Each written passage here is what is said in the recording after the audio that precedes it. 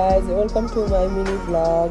आज चाहिँ हामी ड्राई पिकनिकको लागि स्विजरल्यान्ड पार्कबाट गएको कि पानी परेर अनि हामीले मासु पकायौँ, रमाइलो गऱ्यौँ अनि मासु भात खाएर हामी जङ्गलतिर घुम्न गयौँ।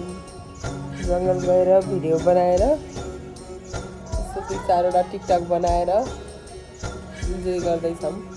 हामी जहाँ जहिले गए पनि पानी परिहाल्ने के, पानी परेर बाटो सब हिलो भएको छ। समीक्षा र म फोटो खिच्यौँ। अङ्किताले फेरि समीक्षा बोक्दैछ।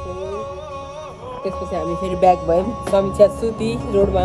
फेरि आगो बाल्यौँ हामीले पुरी पकाउनको लागि। म पुरी पकाउँदैछु, समीक्षालाई बोलाएको। समीक्षा आई पुरी पकाउँदैछ अनि पुरी बनाएर चिया बनाएर खाएर हामी ब्याक टु होम।